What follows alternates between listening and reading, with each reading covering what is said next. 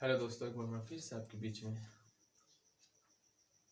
आपका स्वागत करता हूं। आप इस क्लास में आइए, इस क्लास का एंजॉय लीजिए। मैं आपके लिए एक टॉपिक लेकर के आया हूं। अगर टॉपिक अच्छे लगे तो बताइएगा, और बताने के साथ साथ आप लाइक, सब्सक्राइब और शेयर जरूर करिएगा मेरे वीडियो को। तो मैं चलता हूं आज आपको लेकर के। आज डेट कौन सी है? तो आज डेट है आपका 18/10/2022।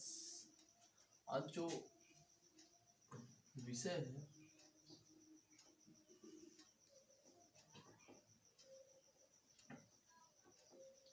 वो रहेगा भूगोल का। ठीक। जैसे मैं कह दिया, मैं भूगोल में भारत का भूगोल पढ़ाऊंगा।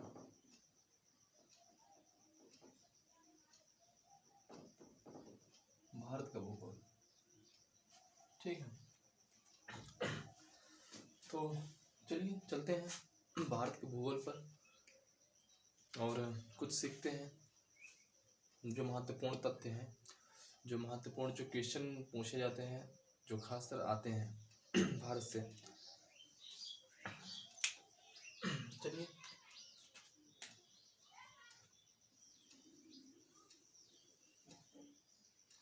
ये हम मानते हैं पृथ्वी है।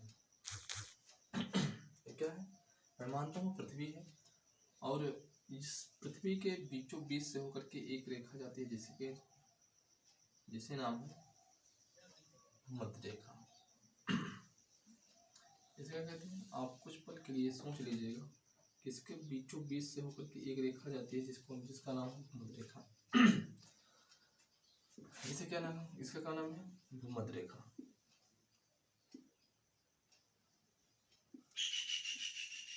भूमध्य रेखा या विषुवत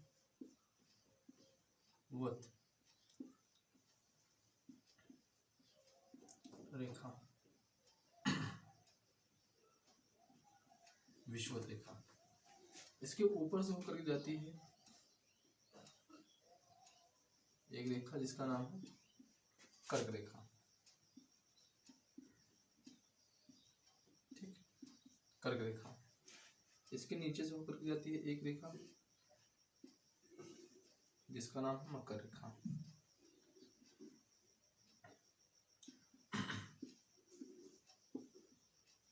मकर रेखा, ठीक। और यहाँ पर भूमध्य रेखा पृथ्वी को दो बराबर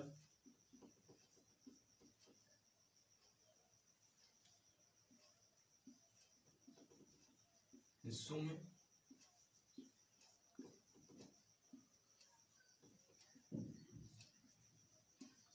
विभक्त करती है। तो वह कौन सी रेखा है जो पृथ्वी को दो बराबर हिस्सों में विभक्त करती है? तो भूमध्य रेखा। कौन सी रेखा? भूमध्य रेखा। इसे 0 डिग्री रेखा भी कहते हैं। इसे 0 डिग्री रेखा भी कहते हैं। अगर हम देखें तो ये एक ध्रुव है जिसका नाम है उत्तरी ध्रुव। उत्तरी ध्रुव, नॉर्थ पोल,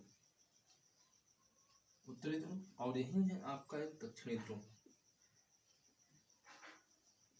दक्षिणी ध्रुव, यहाँ दक्षिणी ध्रुव। तो यहाँ से एक रेखा ड्रॉप अगर मैं करूं, ये एक रेखा है।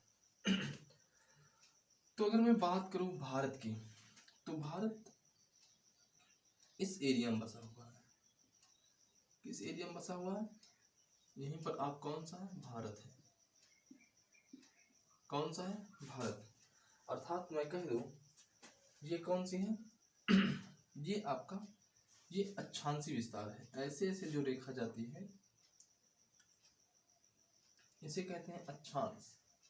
इसे क्या कहते हैं? अक्षांश रेखा, अक्षांश रेखा। और वहीं जो ऐसे इस तरफ से जाती है, मतलब कहने का मतलब जब ये आपका पश्चिम है, ये आपका पूरब है, पूर्व है, और यही आपका ये उत्तर है और ये दक्षिण है।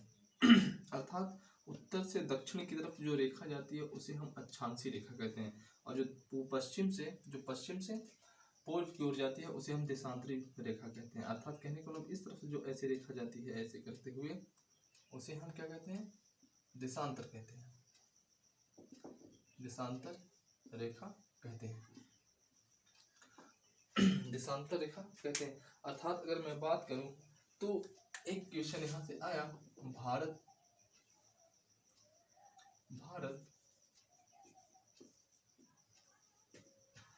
पूर्वी देशांतर में स्थित है। भारत विश्व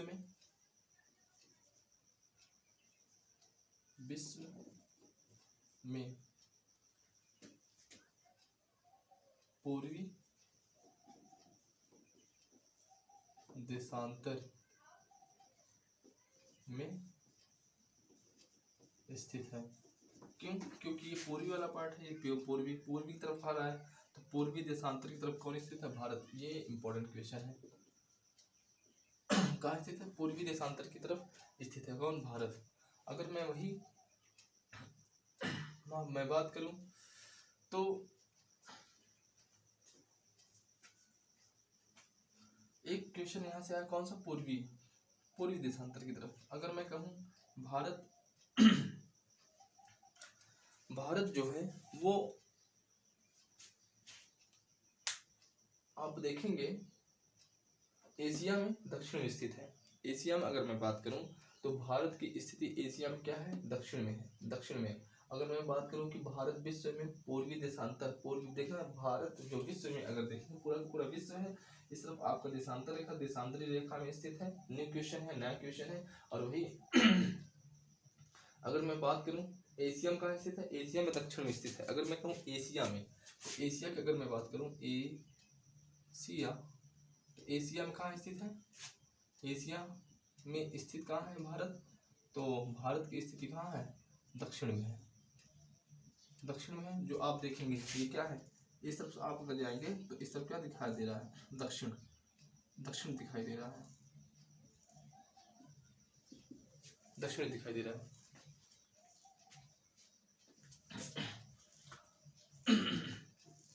तो इतनी बातें आपको समझ में आ गई होगी। दक्षिण में दिखाई दे रहा है। तो वही अगर मैं बात करूं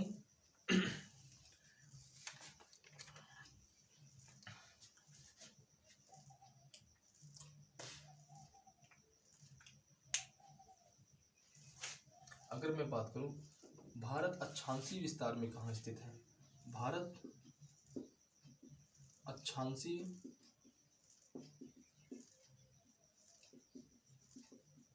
विस्तार,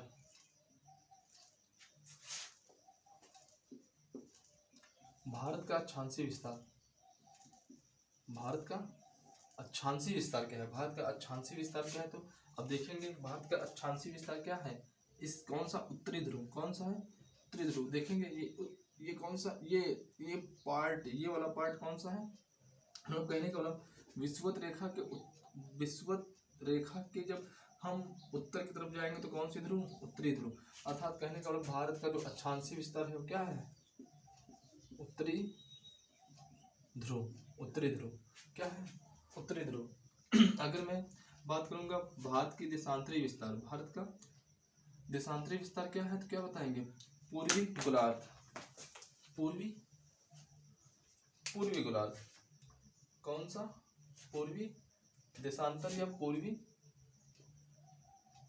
भारत का, यहां मैं लिख देता हूं भारत का देशांतरी विस्तार, देशांतरी विस्तार, देशांतरी विस्तार। भारत का देशांतरी विस्तार क्या है? भारत का देशांतरी विस्तार, और मैं बताया था कि अगर आप विषुवत रेखा के ऊपर में जाएंगे तो आपको उत्तरी ध्रुव मिलेगा। ठीक है। अगर आप यही एक इसे क्या कहते हैं, यामोत्तर रेखा। क्या कहते हैं इसे, ये कौन सी रेखा है, ये यामोत्तर रेखा है। कौन सी रेखा है, यामोत्तर रेखा है। इसे कहते हैं याम्योत्तर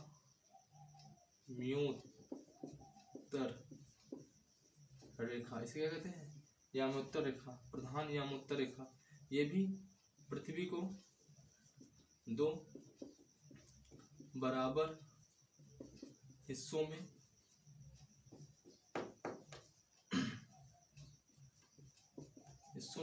विभक्त करती है। यह भी यामोत्तर रेखा या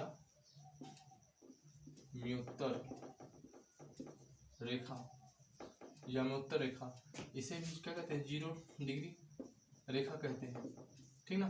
और यह भी पृथ्वी को दो बराबर हिस्सों में क्या करती है, विभक्त करती है। अर्थात यामोत्तर रेखा के जब हम पूरब की तरफ जाएंगे तो आपको क्या मिलेगा, पूर्वी देशांतर रेखा मिलेगी। क्या मिलेगी, पूर्वी देशांतर रेखा। तो अर्थात कहने का मतलब ये हो गया कि अगर मैं कहूँ कि भारत का देशांतरी विस्तार क्या है, तो पूर्वी गोलार्ध। ये कौन सा है, ये एरिया आपका पूर्वी गोलार्ध है। कौन सा एरिया है, पूर्वी गोलार्ध। तो मैं यहाँ लिख दे रहा हूँ पूर्वी गोलार्ध। गोलार्ध क्या है, पूर्वी गोलार्ध क्या है, पूर्वी गोलार्ध। आंसर क्या है। अगर मैं कहूँ कि भारत की देशांतरी विस्तार क्या है, तो क्या बताएंगे, पूर्वी गोलार्ध। अगर मैं बात करूँ भारत एशिया में कहाँ स्थित है, दक्षिण में। अगर मैं बात करूँ भारत का अक्षांशीय विस्तार क्या है, उत्तरी ध्रुव। तो 3 क्वेश्चन यहाँ से आया 3 क्वेश्चन ये आया।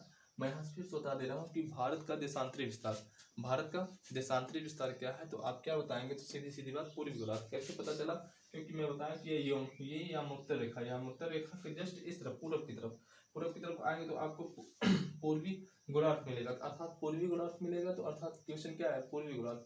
अगर मैं बात करूँ एशिया, एशिया इसी एरिया में स्थित है एशिया इसी एरिया में स्थित है। तो एशिया में भारत की स्थिति क्या है, दक्षिण की तरफ है। एशिया में भारत की स्थिति क्या है, दक्षिण की तरफ है। अगर मैं फिर से पूछा कि भारत का अक्षांशीय विस्तार, ये मैं बताया कि इस तरफ से आप अगर आएंगे, ये वाली रेखा जब ड्रॉप करेंगे, अर्थात उत्तरी ध्रुव को दक्षिणी ध्रुव से आप मिलाएंगे, तो उसे देशांतरी वाली रेखा कहते हैं। और देशांतरी विस्तार में अगर मैं भारत का देशांतरी विस्तार देखूं तो उत्तरी गोलार्ध, ये कौन सा गोलार्ध है, उत्तरी गोलार्ध। यहाँ से लेकर के यहाँ तक का आपका क्या है, उत्तरी गोलार्ध है। समझ में आ गया होगा आपको, ठीक है। तो चलते हैं भारत, इसको मैं साफ करता हूँ। आप इसको लिख लीजिएगा, इसको आप लोग लिख लीजिएगा। मैं इसको साफ करने चल रहा हूँ।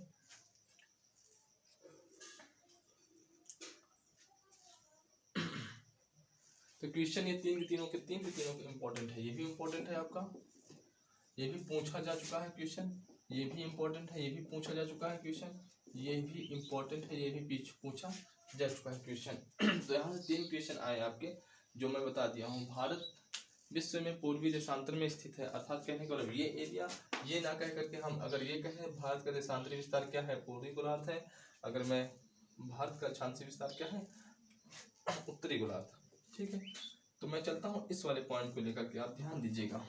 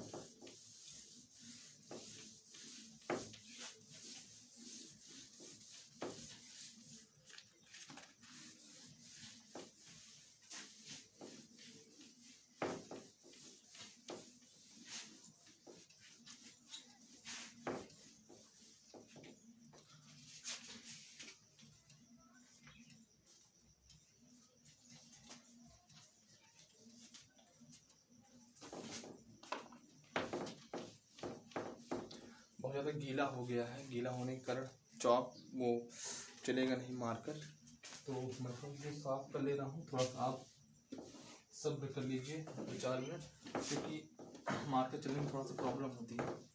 गीला है ये।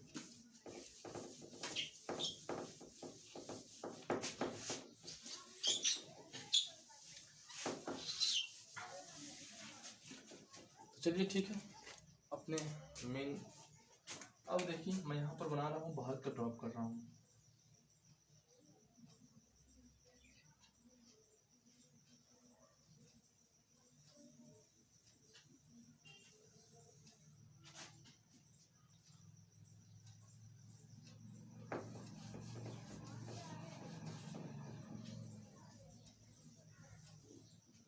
ये भारत है, ये क्या है आपका भारत है। तो भी मैं बता दिया कि ध्यान दीजिएगा, अगर कभी भारत का एरिया पूछेगा, अगर कभी भारत का एरिया पूछेगा कि भारत का एरिया कितना है, भारत का क्षेत्रफल तो वो है 32,87,263 वर्ग किलोमीटर। कितना है? 32,87,263 वर्ग किलोमीटर क्षेत्रफल है। अगर यहाँ से लेकर के पूरा, मतलब कहने का मतलब ये पूरा का पूरा एरिया कितना है आपका? 32,87,263 वर्ग किलोमीटर। अगर मैं बात करूं प्रतिशत की अगर मैं बात करूं तो विश्व का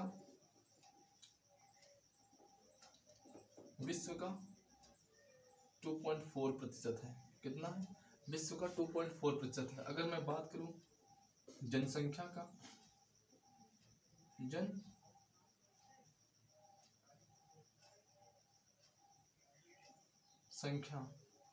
अगर मैं जनसंख्या की बात करूं तो 70.4%। कितना है? 70.4% है। पूरी जनसंख्या कितनी है? 70.4% है। अब ध्यान दीजिएगा कि यहाँ से यहाँ आपको क्या स्थित है? कन्याकुमारी।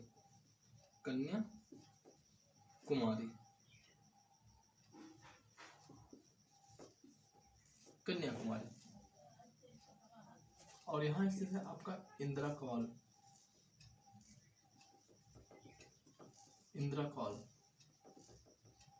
अर्थात ये मैं बता रहा हूँ, भारत का सबसे उत्तरी बिंदु क्या है? इंदिरा कॉल। भारत का सबसे उत्तरी बिंदु क्या है? इंदिरा कॉल। भारत का सबसे तटीय अंतिम बिंदु, भारत का सबसे तटीय स्थल बिंदु क्या है? कन्याकुमारी है। अर्थात मैं कह दिया कि यहाँ से लेकर के यहाँ तक की जो दूरी है वो कितनी है? तो 3233 किलोमीटर। कितनी है? 3214 किलोमीटर, सॉरी 3214 किलोमीटर। कितनी है? 3214 किलोमीटर। यहाँ पर एक बिंदु है जिसे नाम है किबुथु। क्या नाम है? किबुथु। और यहीं पर एक बिंदु है जिसका नाम है गौरमाथा।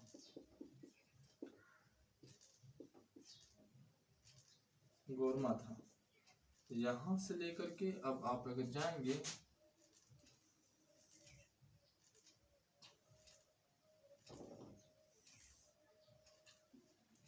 तो यहाँ से यहाँ तक गौरमाथा से लेकर के किबुथु तक की दूरी जो है 2933 किलोमीटर।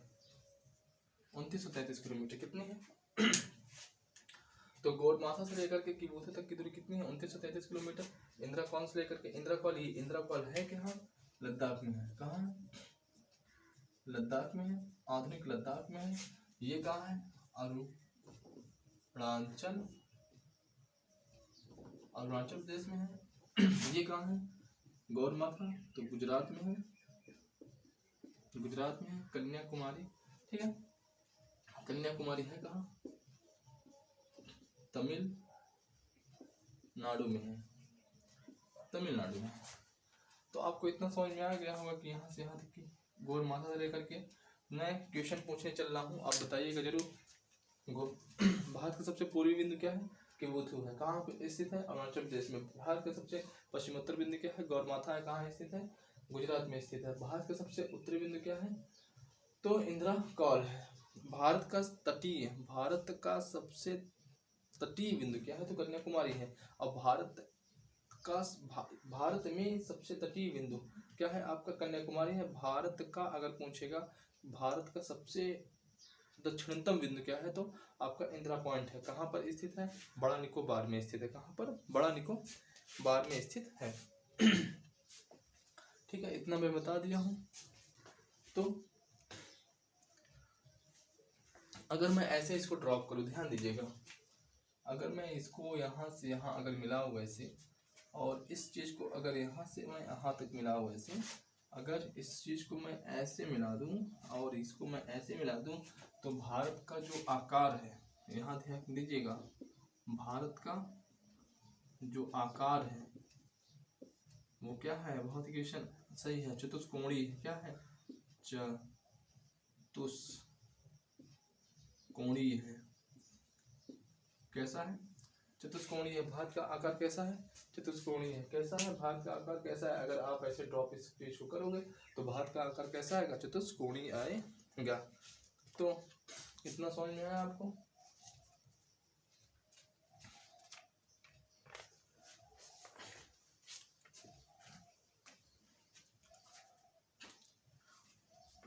आइए हम भारत का आकार देख लेते हैं।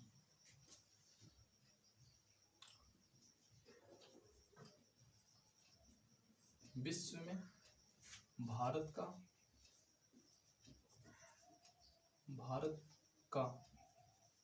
क्षेत्रफल की दृष्टि से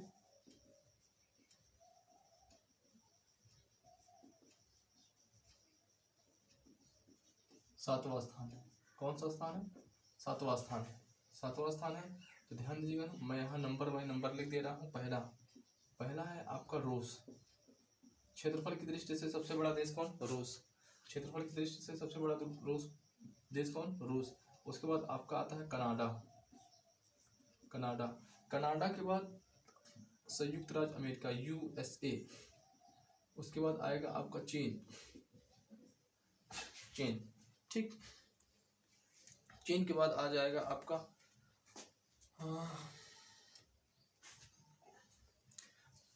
चीन। अब देखिएगा, कहीं कहीं आपको रूस, कहीं कहीं आपको चीन आगे मिलेगा। मतलब तीसरे नंबर पे कहीं कहीं आपको चीन आगे मिलेगा, कहीं कहीं आपको अमेरिका आगे मिलेगा। तो मैं ऐसा कुछ भी नहीं बताने वाला हूँ, मैं बस चौथे स्थान पे आपको बताने वाला हूँ। आपका चीन है जो मेरे पास है, और वहीं पहला, दूसरा, तीसरा, चौथा, पांचवा आपका आता है ब्राजील। वहीं छठवां आता है आपका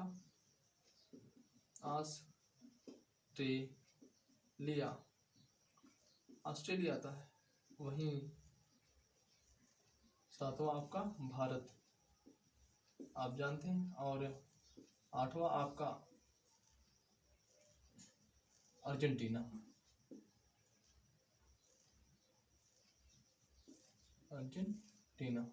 तो ध्यान देना, कभी कभी पूछ लेता है कि आठवां सबसे बड़ा देश कौन सा है, अर्जेंटीना। इंपॉर्टेंट लगा लेना, क्योंकि मैं देखा हूँ इस सवाल को। तो आठवां सबसे बड़ा देश कौन सा है, अर्जेंटीना है। आठवां सबसे बड़ा देश कौन, अर्जेंटीना। ध्यान दीजिएगा, इसको कभी भूलिएगा मत।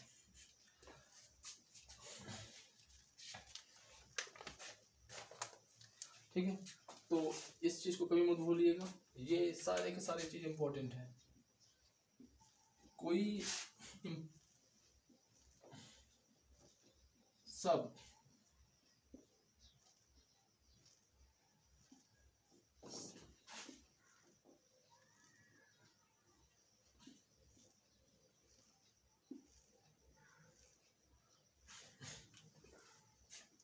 ठीक है, इतना आपको पता चला। तो ध्यान दीजिएगा, इस चीज को मैं बता दिया हूं आपको कि क्षेत्रफल की दृष्टि से भारत का स्थान कौन सा है, दूसरा है। अगर मैं कहूँ जनसंख्या के आधार पर, अगर मैं बात करूं जनसंख्या के मामले में विश्व में दूसरा। अभी फिलहाल में एक नई करंट न्यूज आई है, 2023 या 2022 में अभी नई न्यूज आई है विश्व का सबसे बड़ा देश वो भी किसमें, जनसंख्या के आधार पर, तो भारत का नाम आ रहा है। किसका नाम आ रहा है, भारत का नाम आ रहा है। अभी फिलहाल की करंट की न्यूज है। तो आप अभी दूसरा ही लगाइए, क्योंकि 2023 में कहा जा रहा है इस चीज को। तो मैं इस चीज को कंफर्म कर दूंगा अभी बाद में कुछ, या कल कर दूंगा, आज नहीं कर पा रहा हूँ।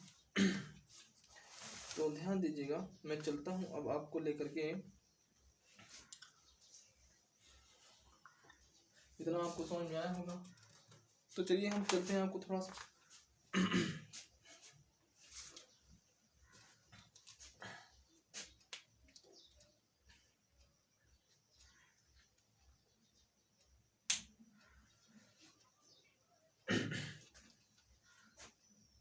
ध्यान दीजिए कि यहाँ पर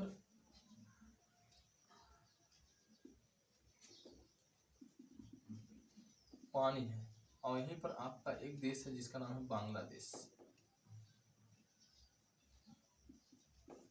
बांग्लादेश, और यहाँ है आपका इस तरफ अरब सागर, और यहाँ है आपका बंगाल की खाड़ी। अच्छा, कभी आप लोगों ने सुना कि सोचा कि खाड़ी किसे कहते हैं, खाड़ी किसे कहते हैं, खाड़ी किसे कहते हैं, या आपका उसके बाद झील किसे कहते हैं, या चलिए हम बताते हैं। यहाँ पर आपका नीचे है हिंद महासागर, हिंद महासागर दिखाई देता होगा, दिखाई नहीं देगा तो आप कमेंट में जरूर बताइएगा कि दिखाई नहीं दे रहा है।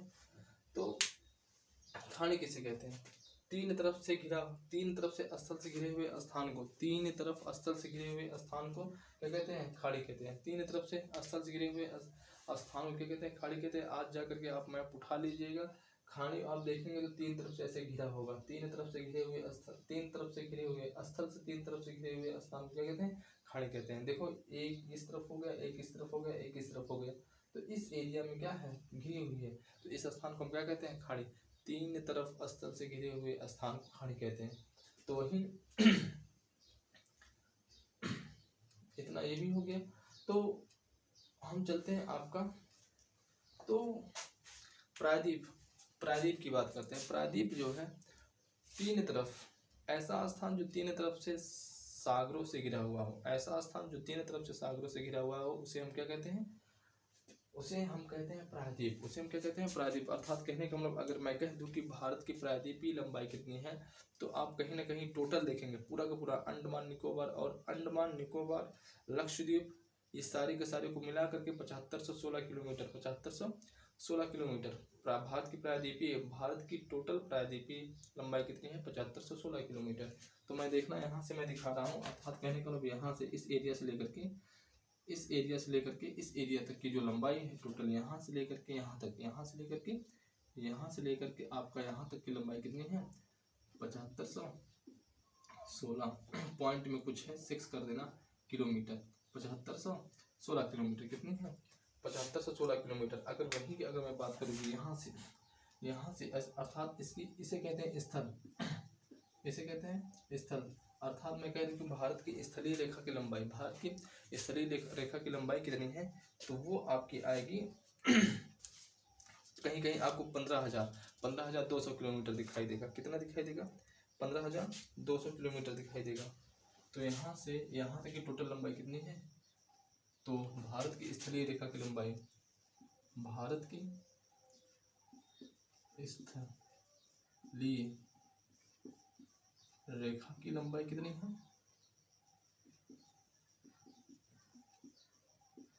15,200 किलोमीटर। कितनी है, 15,000। भारत की टोटल स्थलीय रेखा की लंबाई, भारत की टोटल स्थलीय रेखा की लंबाई कितनी है, 15,200 किलोमीटर, 15,200 किलोमीटर। अगर मैं बात कर लूँ भारत का विस्तार, किसका, अगर मैं विस्तार की बात करूँ, भारत का विस्तार अगर मैं बात करूँ, तो अगर उत्तरी अक्षांश की बात करूँ, किसकी, उत्तरी अक्षांश। ये कौन सा अक्षांश है, उत्तरी अक्षांश है। अर्थात कहने का मतलब यहाँ है आपका 8 डिग्री 4 मिनट। यहाँ क्या है 8 डिग्री 4 मिनट से लेकर के यहाँ पर क्या है 37 degree 6 minute, 37 degree 6 minute, 8 degree 4 minute से लेकर के 37 डिग्री 6 मिनट तक है। अगर मैं वही बात करूँ देशांतरी विस्तार की, कौन सा विस्तार है, देशांतरी विस्तार है, तो यहाँ आपका एक मिलेगा 67 डिग्री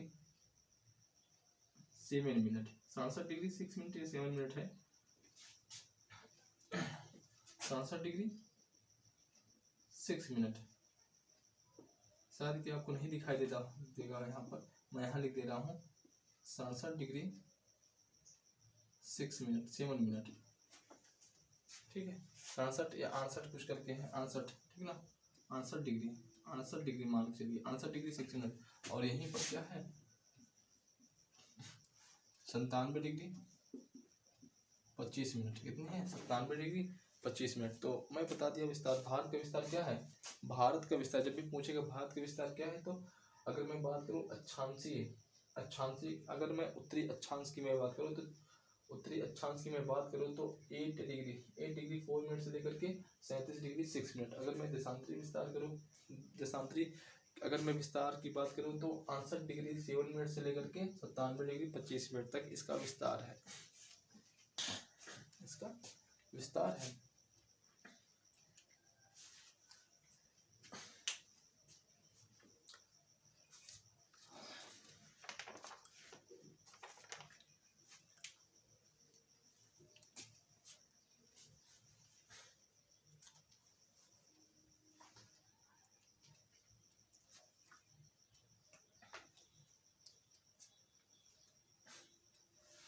अगर भारत की मैं बात करूं विस्तार की, तो विस्तार की इतना हो गया। तो अर्थात एक क्वेश्चन और पूछा जाता है कि भारत उष्ण और उपोष्ण दोनों के दोनों कटिबंध में, भारत उष्ण और उपोष्ण दो के दोनों कटिबंध में अर्थात जोन में अवस्थित है। उष्ण और उपोष्ण कटिबंध दोनों में स्थित है।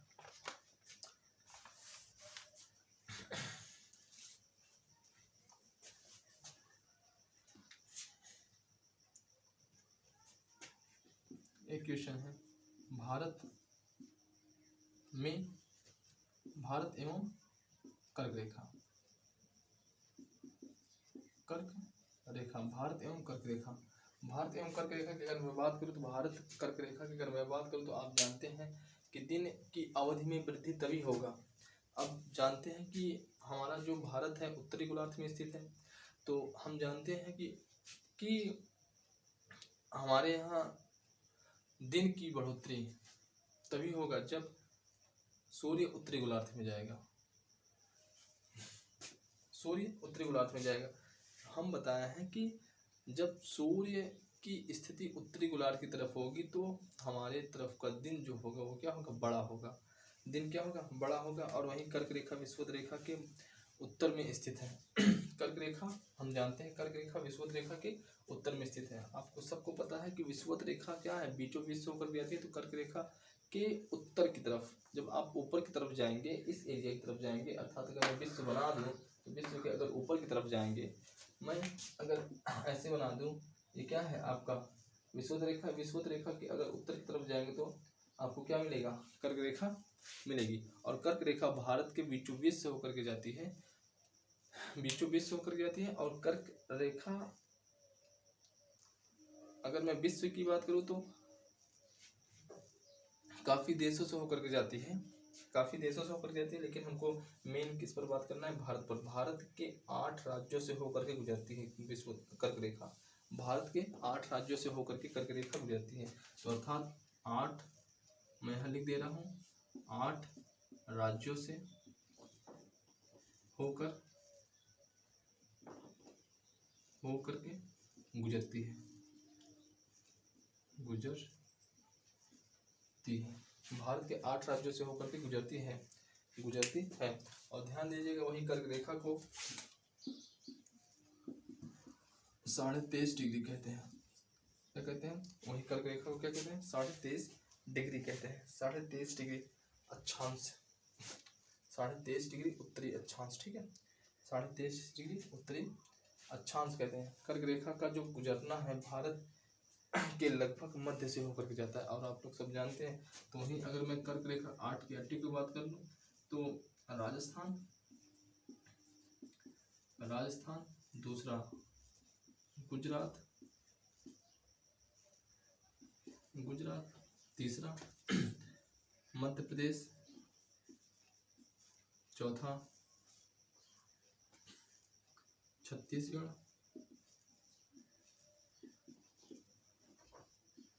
पांचवा झारखंड, छठवा झारखंड के बाद आपका आएगा पश्चिम बंगाल, सातवां त्रिपुरा, आठवां मिजोरम,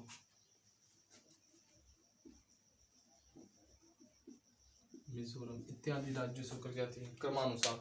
कैसा है ये? क्रमानुसार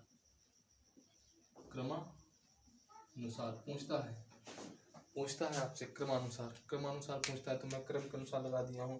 पहला राजस्थान, फिर दूसरा गुजरात, फिर मध्य प्रदेश, फिर छत्तीसगढ़, झारखंड, पश्चिम बंगाल और त्रिपुरा और मिजोरम इत्यादि राज्यों से होकर के आपकी कर्क रेखा होकर के जाती है।